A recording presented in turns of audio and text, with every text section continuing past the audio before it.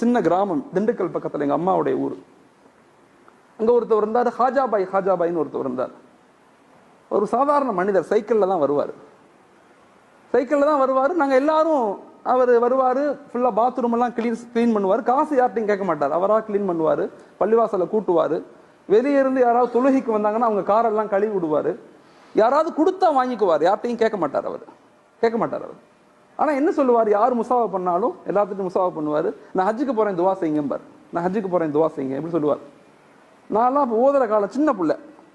அப்ப நாங்கள்லாம் சின்ன பசங்கள்லாம் அவரை கேலி பண்ணுவோம். ஹஜா பாய் எப்ப ஹஜ்ஜுக்கு போறீங்க, எப்ப பாஸ்போர்ட்லாம் எப்ப இந்த வந்துடும், அடுத்த வாரம் பாஸ்போர்ட் வந்துடும், அடுத்த வாரம் டிக்கெட்லாம் வந்துடும், போயிடுவேன் அப்படின்னு சொல்லுவார். எப்ப கேட்டாலும் இதான் சொல்லுவார். நான் அப்புறம் ஓதி எல்லாம் முடிச்சு பெரிய பிள்ளை ஆயிட்டேன். பட்டமெல்லாம் வாங்கின பிறகு நான் ஊருக்கு போறேன். ஊருக்கு போய் முத்தவல்லியை சந்திக்கும் போது யதார்த்தமா கேட்கிறேன், முத்தவல்லி சாப் ஹாஜாபாயை காணாம எங்கன்னு கேட்டேன். ஹாஜாபாயை காணன்னு அவர் அழுதார், முத்தவல்லி அழுதாரு. நான் கேட்டேன், ஏன் ஹாஜியார் அழுகுறீங்கன்னு கேட்டேன். மொரோனா ஹாஜாபாய் மௌத்தா போயிட்டாரு அப்படின்னு சொன்னார். அப்படியா?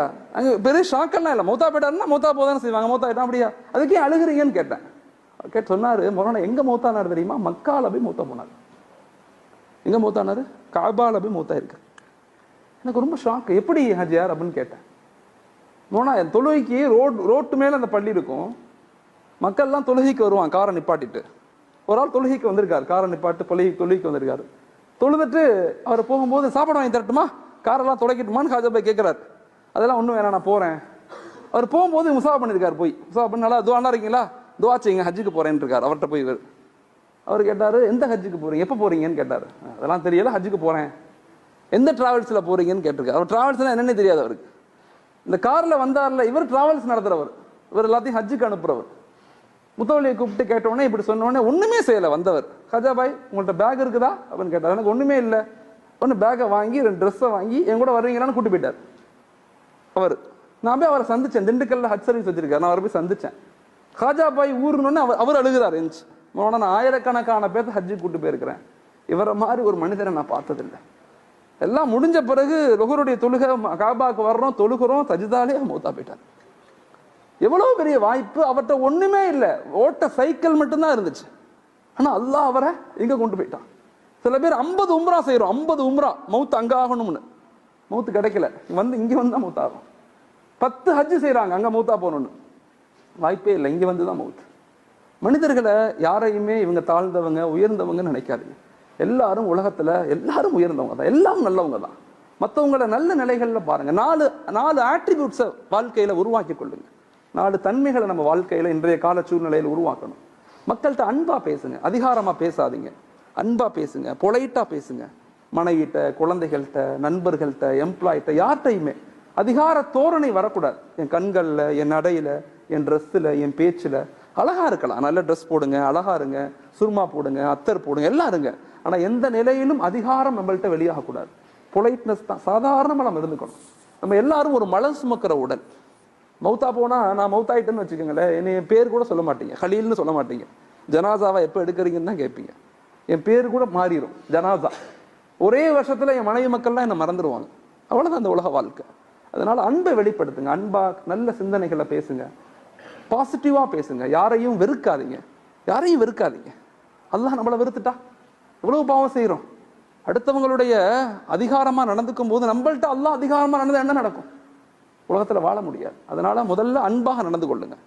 யாரையுமே பெருசா தயவு செய்து அதிகார தோரணையில உங்களை குறைகளை முன்னெடுத்தாதீங்க. இந்த குறைகளுக்கு பின்னால போனவங்களுக்கு நல்ல மௌத்து வந்ததாக சரித்திரம் இல்லை.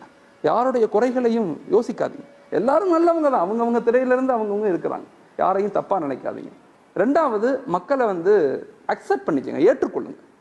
உலகத்துல எல்லாரும் ஒரே மாதிரி இருக்க மாட்டாங்க. நம்ம நினைக்கிற மாதிரி உலகத்துல யாருமே கிடையாது. என் மனைவி நான் நினைக்கிற மாதிரி இருக்க மாட்டாங்க, நம்ம குழந்தைங்க நம்ம நினைக்கிற மாதிரி இருக்க மாட்டாங்க. எல்லாரும் அவங்கவங்கள மாதிரி தான் இருப்பாங்க. எல்லாரும் அவங்கவங்களுக்கு ஒரு ஆசை, அவங்கவங்களுக்கு ஒரு கோல் செட்டிங் எல்லாமே இருக்கும். அதனால எல்லாத்தையும் ஏற்றுக்கொள்ளுங்க. அல்ஹம்துலில்லாஹ் ஏற்றுக்கொள்ளுங்க. எப்ப அக்செப்டன்ஸ் வருதோ எங்கள்கிட்ட ஸ்ட்ரெஸ் இருக்காது, மன அழுத்தம் இருக்காது, எதுவுமே எங்களுக்கு நோயே வராது. இன்னைக்கு உலகத்துல 36%, 37% முஸ்லிம்கள் நோயாளிகள். 100 பேர்த்துல 37 பேர் நோயாளிங்கிறான். ஹாஸ்பிட்டலுக்கு போனா நம்ம தான் அதிகமா இருக்கும். காரணம் என்ன? ஸ்ட்ரெஸ், மன அழுத்தம் எல்லாம். அதனால அக்செப்ட் பண்ணுங்க, ஏற்றுக்கொள்ளுங்க. அல்லாஹ் எனக்கு எதை கொடுக்கறானோ அது சிறந்தது. மாஷா அல்லாஹ். மூணாவது, எல்லா நிலையிலையுமே மக்களை மன்னிச்சிடுங்க. தண்டிக்க நினைக்காதீங்க, யாரையும் தண்டிக்காதீங்க. அஹ்சன் கமா அஹ்சன் அல்லாஹ். அல்லாஹ் நமக்கு உபகாரம் செய்வதை போல நம்ம உபகாரம் செய்யணும். யாரையும் தண்டிச்சு கஷ்டப்படுத்திடக்கூடாது. அல்லாஹ் நம்மளை மன்னிக்கணும்னு ஆசைப்பட்டோம்னா மற்றவங்களை மன்னிக்கணும். அடுத்தவங்களுடைய குறைகளை மறைச்சிட்டோம்னா அல்லாஹ் நம்ம குறைகளை மறைச்சிடுவான், நம்மளை அல்லாஹ் மன்னிச்சிடுவான். ஹஜரத் காலித் இப்னு வலீத் ரலியல்லாஹு கேள்விப்பட்டிருப்பீங்க. காபாவுடைய மக்காவுடைய வெற்றிக்கு முன்னாடி ஸல்லல்லாஹு அலைஹி வஸல்லம் உட்கார்ந்து இருக்காங்க. ஒரு சஹாபி வர்றாங்க. சஹாபி யாருன்னா காலித் இப்னு வலீத் ரலியல்லாஹுடைய அண்ணன். அவர் வர்றாரு, முசாஃபா பண்றார் ரசூல்கிட்ட. நபி கேட்குறாங்க, நல்லா இருக்கீங்களா? நல்லா இருக்கேன். உங்க தம்பி ஏன் என்ன புரிஞ்சிக்க மாட்டேங்கிறார்? காலித் இப்னு வலீத் ரலியல்லாஹு என்ன ஏன் புரிஞ்சிக்க மாட்டேங்கிறார்? நான் நல்லதுதானே சொல்றேன், நான் யாரும் தப்பு சொல்லலையே. அவரை கேட்டதா சொல்லுங்க, சலாம் சொல்லுங்கன்னு சொல்றாங்க. காலித் இப்னு வலீத் ரலியல்லாஹுடைய அண்ணன் வீட்டுக்கு போறார். அவர் யாரு? காலித் இப்னு வலீத் ரலியல்லாஹு யாருன்னு சொன்னா, பத்ர்ல வந்தது எதிரியாக, உஹதுல வந்தது எதிரியாக, கந்தக்ல வந்தது எதிரியாக மட்டும் இல்ல, ரசூலை கொலை செய்யணும்னு வந்த ஒரு நௌதுபில்லா. ரசூல் ஸல்லல்லாஹு கேட்கறாங்க, அவர் நல்லா இருக்காரா? அண்ணன் போய் தம்பிகிட்ட சொன்னோடனே காலித் இப்னு வலீத் ரலியல்லாஹு எந்திரிச்சு அழுகுறாங்க.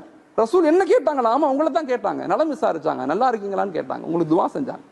அப்படியே ஒடியாந்தார் காலித் இப்னு வலீத் ரலியல்லாஹு. வந்தாங்க, ரசூலுடைய கையை பிடிச்சாங்க. அஷ்ஹது அல்லா இலாஹ இல்லல்லாஹ் வ அஷ்ஹது அன்ன முஹம்மதன் அப்துஹு வ ரசூலுஹு. கலிமா சொல்லி இஸ்லாத்துக்கு வந்துட்டாங்க. அவங்க பேர் என்ன? சைஃபுல்லா, அல்லாஹுடைய வாள்னு பின்னாடி பேர் எடுத்தாங்க. எந்த யுத்தத்துக்கு போனாலும் வெற்றி.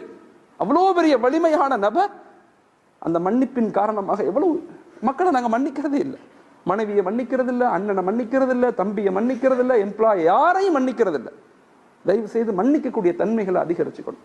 மூணாவது, உம்மத்துக்காக துவா செய்யணும். நமக்காக மட்டும் நம்முடைய வாழ்க்கையை வச்சுக்காம சமூகத்துக்காக. ஒபுத்தகை ஃபீமா ஆத்தாக்கல்லா, ஒபுத்தகை ஃபீமா ஆத்தாக்கல்லா. எனக்கு கொடுக்கப்பட்டது நான் தேடிய ஒன்று அல்ல, அல்லாஹ் எனக்கு கொடுத்தது. என்னுடைய அறிவு, என்னுடைய பொருளாதாரம், என்னுடைய கல்வி, என்னுடைய அதிகாரம், எனக்கு கொடுக்கப்பட்ட பொறுப்புகள் எல்லாம் நான் கஷ்டப்பட்டு அடைஞ்சதல்ல, அல்லாஹ் என்னை செலக்ட் பண்ணி கொடுத்தது. அது எனக்கு ஆனது மட்டும் இல்ல, எல்லாத்துக்கும் ஆனது. அப்படிங்கிற மனநிலையை நாமளும் உருவாக்கணும். நம்முடைய குழந்தைகளோட உட்கார்ந்து பேசுங்க, மனைவியோடு உட்கார்ந்து பேசுங்க, சமூகத்தை அல்லாஹோடு இணைக்க முயற்சி செய்யுங்க. எப்பயுமே பிரச்சனைகளை பேசாதீங்க, தீர்வுகளை பேசுங்க. பிரச்சனைகள் ஷைத்தான் இருக்கிற வரைக்கும் பிரச்சனைகள் இருக்கத்தான் செய்யும். பாசிட்டிவா திங்க் பண்ணுங்க. எல்லாமே நல்லதுக்கு தான், எல்லாம் நல்லா தான் நடக்குது. எல்லா மக்களும் விழிப்புணர்வு அடைஞ்சிட்டாங்க. ஆனா சரியான பிளான், சரியான சிஸ்டம், சரியான இலக்குகளை நம்ம உருவாக்கும் போது அல்லாஹ் நம்மளை கபூல் செய்யறான். இந்த உம்மத்தை அல்லாஹ் தஆலா பாதுகாக்கிறான். அப்படிப்பட்ட சமுதாயமாக அல்லாஹ் என்னையும் உங்களையும் ஆக்கி அருளணும். ஆமீன். அஸ்ஸலாமு அலைக்கும் வரஹ்மத்துல்லாஹி தஆலா பரகாத்துஹு. ஜஸாக்குமுல்லாஹ். எங்க ஊர்ல நான் ஒரு ராஜகாப்பட்டி